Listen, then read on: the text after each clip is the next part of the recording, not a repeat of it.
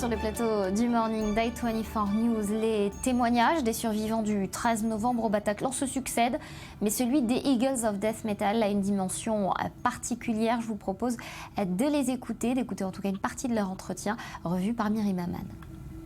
Dans les regards, l'ombre de ce terrible 13 novembre.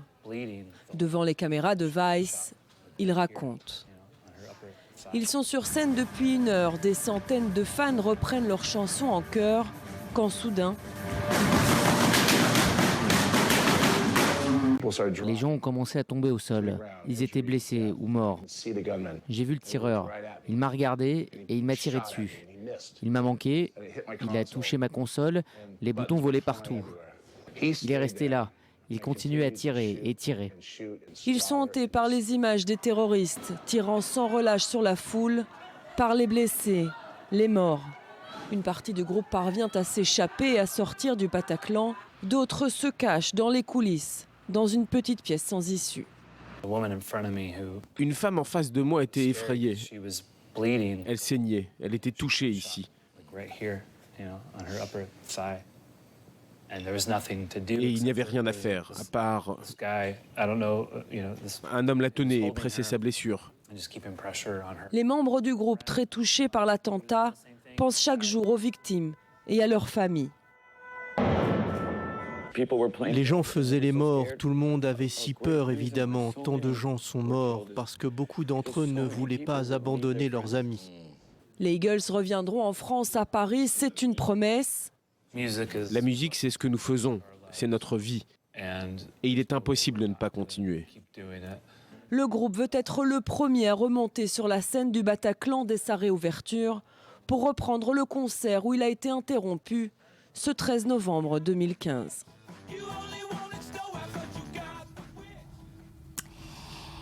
Rudy Saada, rebonjour. Comme chaque semaine, c'est la revue des médias et on va commencer avec ce bilan tiré par le CSA du traitement fait par les médias des attentats du 13 novembre.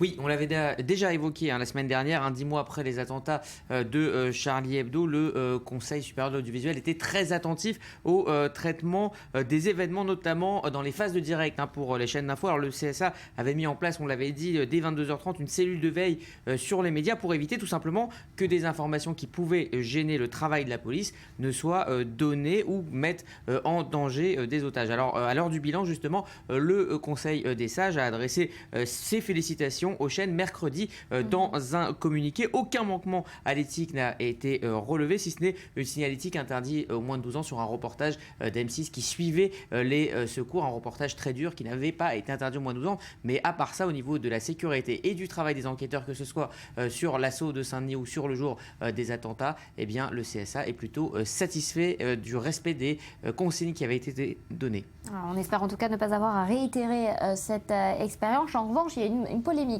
qui a enflé, qui a agité le monde médiatique cette semaine. Une polémique autour de la vente pour 50 000 € d'une image de télésurveillance du restaurant Cosa Nostra. Oui, alors ce sont des images très dures et achetées aussi très très cher que le Daily Mail a diffusé cette semaine en créant évidemment la polémique. Alors une vidéo de surveillance dont on voit là une capture d'écran de ce restaurant. Alors cela pose deux questions. Déjà celle de l'intégrité du patron du Cosa Nostra qui a été mise en cause dans un reportage lundi du petit journal de Canal+, où dans une séquence il accepte quelque part l'argent. Il a évidemment démenti après. Puis de l'autre côté média, le débat lancé par le Daily Mail qui lui assume pleinement l'achat de ces vidéos au nom du droit à l'information. Elle a été obtenue sur fond de forte compétition entre les médias français et internationaux et fournit une perspective essentielle. C'est avec ces mots que le Daily Mail se défend. Allez, on passe à toute autre chose à présent. Un film gratuit sur Internet qui fait le meilleur démarrage de l'année. Oui, alors évidemment, c'est bien plus souriant. C'est un cas de figure qui va beaucoup faire réfléchir dans l'industrie du cinéma. Le collectif de comédiens, ce qu'on appelle les youtubeurs, sur Ecat a lancé cette semaine un premier long métrage 100% gratuit, financé uniquement par le placement de produits. Vous savez, ce sont des produits qui interviennent dans le film de manière plus ou moins discrète. Et donc, ils ont réussi à financer pour 150 000 € ce film. Et le pari est réussi en moins de 2 jours. Nous en sommes déjà ce matin à 1,2 million de vues de ce film dont je vous pose un petit extrait. Milo est devenu très dangereux. C'est lui qui détient vos corps. J'ai changé le monde depuis mon canapé. Si vous voulez les récupérer, vous allez devoir nous aider à l'arrêter. On va quand même pas passer toute notre vie dans ces corps de merde, là. C'est dégueulasse, j'ai une grosse bite.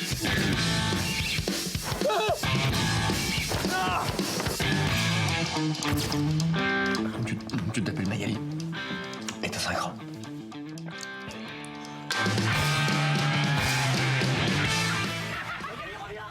Alors voilà, ils ont évidemment leur public qui les suit, 2 millions de personnes qui les suivent sur YouTube, et ils tablent sur 5 millions de vues de leurs vidéos, ce qui financerait largement leur film. Et donc c'est une nouvelle manière de faire du cinéma en s'auto-finançant. Donc voilà, cela fait l'événement. Alors il y aura la meilleure intervieweuse de France et du football anglais dans l'Actu en bref. Elle succède à Jean-Jacques Bourdin, Jean-Michel Apathy ou encore Nicolas Demorand. Léa Salamé a été ce mardi sacrée meilleure intervieweuse de l'année en décrochant le prix Philippe Caloni. Des interviews menées tous les matins en direct sur France Inter et écoutées par près de 2 millions de fidèles. Après une première saison en demi-teinte en prime time, Péplum revient sur M6 pour une deuxième saison, cette fois en format court. La série comique avec Jonathan Lambert, qui met en scène plusieurs familles durant la Rome antique, sera désormais diffusée en capsule de 3 minutes 30. Viviane Godefroy chez Newen, l'ex-directrice des programmes d'M6 de 2007 à 2014, rejoint le groupe récemment racheté par TF1.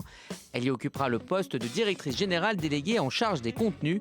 Newen est l'une des plus importantes sociétés de production françaises qui produit notamment Plus belle la vie ou encore Faites entrer l'accusé. Altis s'offre la Première Ligue. Le groupe de Patrick Drahi a annoncé hier avoir obtenu les droits de diffusion du championnat anglais pour les 3 prochaines saisons. Des droits qui appartenaient au groupe Canal+. On ne sait pas encore sur quelle chaîne seront diffusés les matchs. Merci Rudy pour ces infos. Marie Chek, bonjour, merci d'être avec nous. Alors on parle ce matin d'un designer, un artiste aussi qui parle de la nuit, du jour, du passage de la nuit au jour en fait. D'abord, j'ai aimé cette exposition parce que le nom de l'expo est basé sur une citation de La recherche du temps perdu de Marcel Proust, qui a été un des livres que j'ai le plus aimé dans mon enfance. Donc déjà, et la fameuse phrase, c'est les arbres commencent à devenir noirs, mais le ciel est encore bleu. C'est exactement le moment où le jour se termine et la nuit commence. C'est un moment de crépuscule où beaucoup de fois on dit que c'est la meilleure lumière. Enfin, cette minute de décalage pour les photographes, c'est tout encore mystérieux. C'est le moment du mystère. Et pour ceux qui aiment la nuit, c'est le grand moment de leur vie. Donc, alors, Ranan Delonga, il en fait partie de ceux qui aiment la nuit, l'art, et puis... Et pas seulement, c'est exactement ce moment entre le jour et la nuit. C'est le moment entre être designer, être scénariste d'expositions les plus grandes, les plus belles en Israël. Vraiment, c'est notre architecte de musée, je dirais. Et le frôlage avec la peinture. Mais c'est pas une peinture qu'on connaît dans un studio avec des tableaux, des peintures, des canvas. En fait, il est à la recherche d'objets. Comme il travaille avec du design, avec des objets. Donc, voilà, si on s'arrête là une minute, c'est un très, très beau tableau. C'est une sorte de bâche, je dirais. C'est une canvas déjà utilisée, mais pas avec la peinture. C'est des restes de tissu, je dirais. Peut-être le contour d'un vrai tableau. Et il y a cette lumière là au milieu, ça correspond très bien à la phrase qu'on vient de dire. C'est une light painting. Derrière, il y a une lampe. Et le jour s'allume et s'éteint, la lampe. Donc, il y a une sorte de dimmer. Et donc, c'est un côté très mystérieux. On croit que c'est de la peinture, mais non, c'est les traces du temps d'un tissu qu'il utilise, qu'il accumule dans son studio. Il y a quelque chose... Regardez ici, c'est comme de l'or. Et en fait, c'est la lumière qui se reflète à travers les égratignures de cette toile. Et ça fait vraiment cathédrale. J'aime beaucoup les choses qui ne sont pas du tout ce qu'on croit. C'est-à-dire que c'est vraiment... Et au milieu de cet espace qu'il y a dans cette exposition maintenant ces jours-ci à la Galerie Noga, il y a des petites sculptures, vous voyez, il s'amuse. D'abord, il construit les pédestals, toujours très beaux, très design. Et puis, il prend des petits objets et il s'amuse. Il y a beaucoup d'humour. Il est très dadaïste, vous voyez.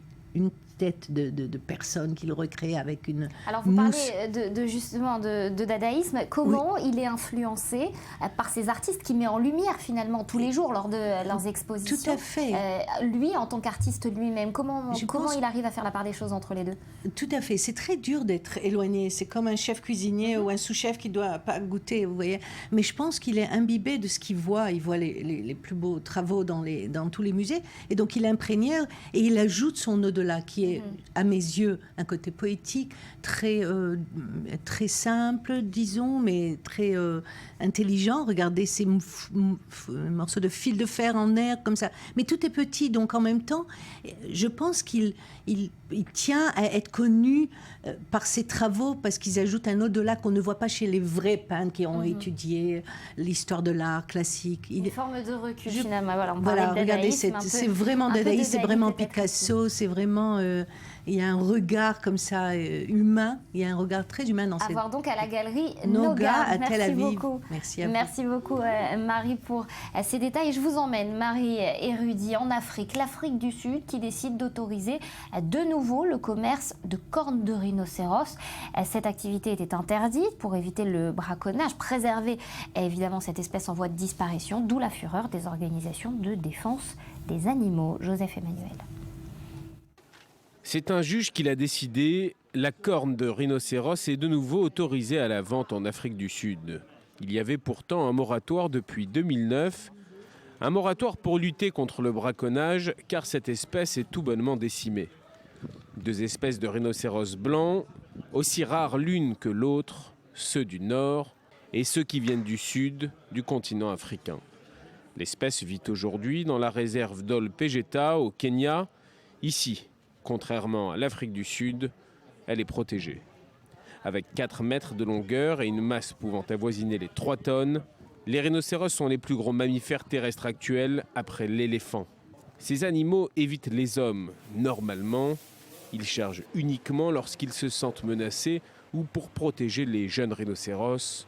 Très rares, ces attaques peuvent parfois occasionner de graves blessures en raison de la puissance de l'animal, à cause de leurs cornes aussi. Cette scène risque de devenir courante en Afrique du Sud.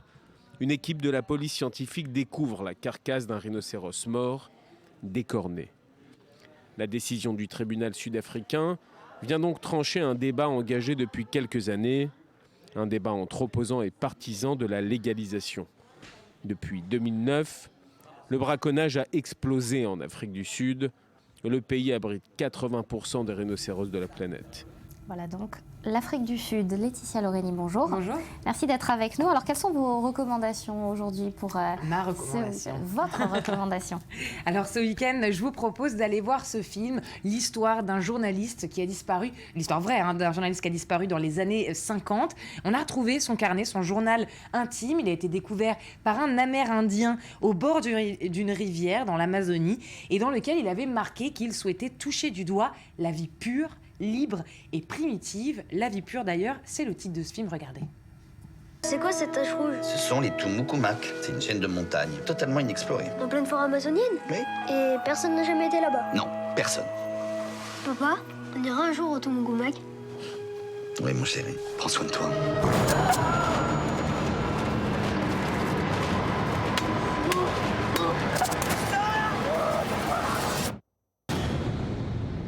Alors, jeune homme, et Tumucumac, comment comptez-vous y aller? Quand j'aurai réussi à quitter Cayenne, je rejoindrai Maripasoula.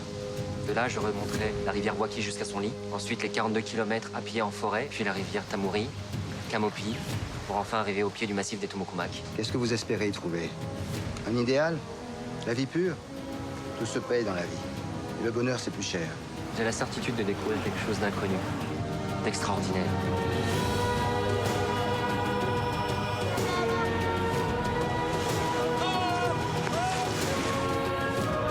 Je reviendrai. Je serai là dans 6 mois. Mais des cinglés vissants, tu créeras avant. La fièvre, la faim, la peur à se chier dessus. Ça va aller, ça va aller. J'irai au Tumucumac et je partirai pas sans l'avoir fait. Car tu l'as laissé partir. C'est à toi de le ramener.